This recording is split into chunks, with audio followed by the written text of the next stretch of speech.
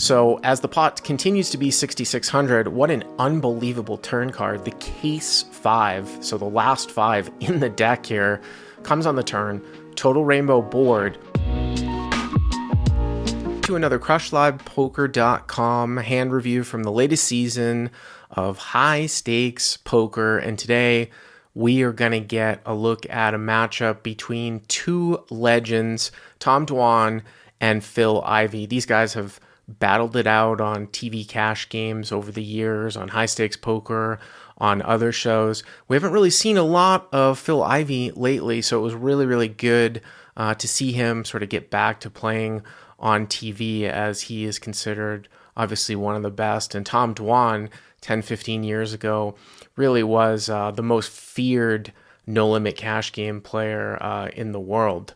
So in this particular hand, they were playing 400, 800 with an 800 big blind ante. So everybody anteed in the big blind, and they were 185,000 effective. And we start the hand here with it getting folded over to Ivey in the cutoff, and he opens it up here at a 2,500 with King 5 of spades. This is probably going to be one of the bottom hands that I'm going to open here from the cutoff, but it is reasonable. There obviously is dead money out there with the ante.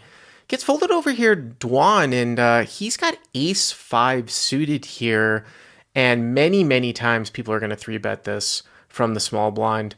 A lot of people like to play a 3-bet or fold strategy in the small blind, drive the big blind out. Obviously, Ivey could be opening a very wide range of hands, and ace 5 suited is kind of like the primary bluffing candidate of sort of the ace X suiteds. It can make some straights. You'll have some draws that you can basically barrel off with. I was actually a little bit surprised to see Dwan just call here in the small blind. I don't know if it was a function of being out of position against Ivey, but he decides to just call, and luckily for him, the big blind gets out of the way, and we go to the flop heads up. So the board comes out 9-7-5, rainbow, both players here with a backdoor flush draw. Obviously, Dwan here checks from the small blind, and Ivey sort of has a decision whether or not he wants to kind of make a little bit of a protection bet here with King 5 and his backdoor flush draw. Obviously, there's many overcards to a 5 that can come. The fact that his kicker actually is fairly high is a small factor in sometimes checking this more often, as opposed to, having a hand like 10-9 or something like that. So I think I can go either way with kind of a small continuation bet or a check back, but there aren't going to be a whole lot of really good turn cards for him if he decides to check it back. One thing of note, too, is that Dwan definitely plays an unconventional style. It wouldn't actually be surprising to see him actually lead out on some boards out of the small blind. He used to do that quite a bit. You'll see a little bit more of a reflection of that on low boards in 3-bet pots nowadays, where the board might favor the opener and the defender as opposed to somebody who is doing the 3-betting, but Dwan checks and Ivey just decides to check it back. So as the pot continues to be 6,600, what an unbelievable turn card. The case 5, so the last 5 in the deck here, comes on the turn. Total rainbow board.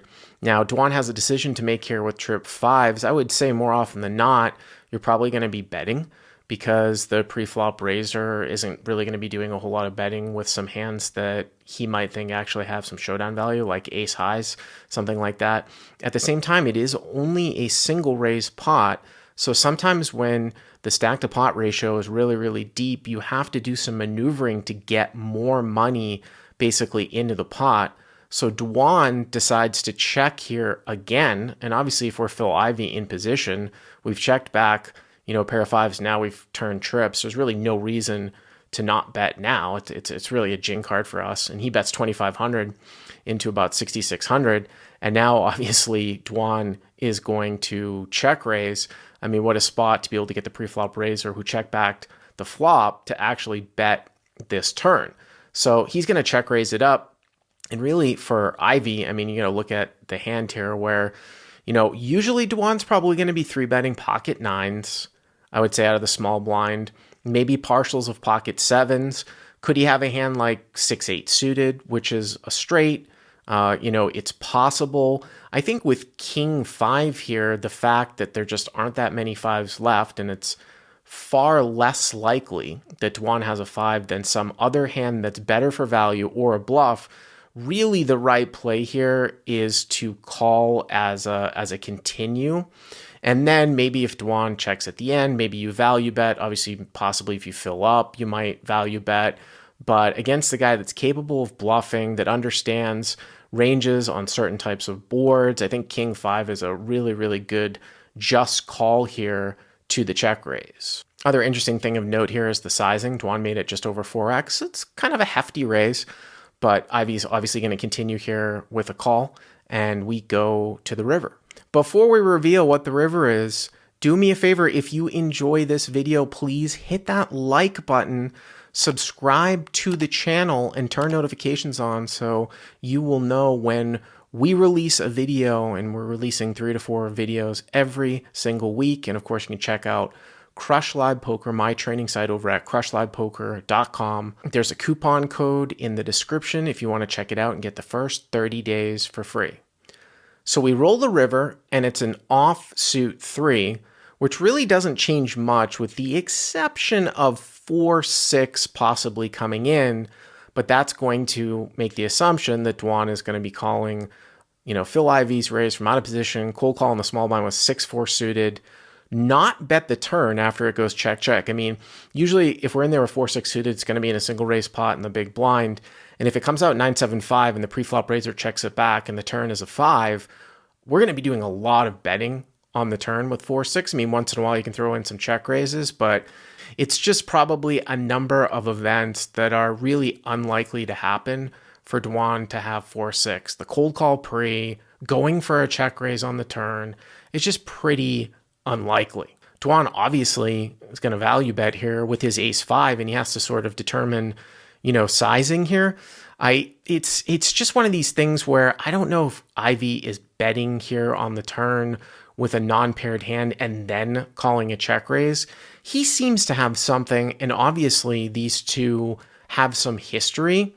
And, Dwan has probably made huge bluffs against Ivey. There was that old hand back in the day on high stakes poker where Dwan basically bluffed Ivey with total air. And I think Ivey had like the nut flush draw, and Dwan just sat there like for minutes and minutes and complained about his eyes. That was maybe from season 3 or season 4 high stakes poker. So, I think that Dwan recognizes his image and that Ivey obviously has something that would lend me towards somewhat of a larger, kind of bet here at the end. He actually chooses 21,000, which is just under, I would say, half the size of the pot.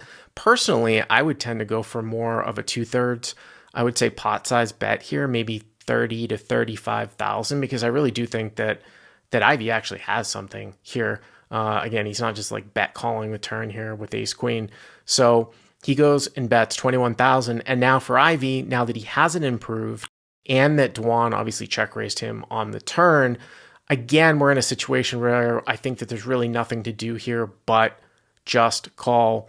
Because really, if you raise the river, the only types of hands that might call you would be like a weaker 5. And because Ivey has trip 5s, it's just far less likely. And he loses to some of Dwan's value, one of which being, ace-5. This is probably a polarizing line here by Dwan, representing probably trip 5s or better, or a bluff. So in that case, I really like the just call here by Ivey. And he does put in the call and realizes that Dwan here ends up with better 5, and he sort of sheepishly turns over his hand and is like, hey, sort of gives that look like, hey, Tom, you would have won more money if you had done something different or bet at the end. The interesting thing here is that Dwan actually builds a pot up by check raising turn, because if he came out and bet the turn, it's very likely that Ivey may have just gone call. Maybe once in a while he throws in a raise, but well played by both players.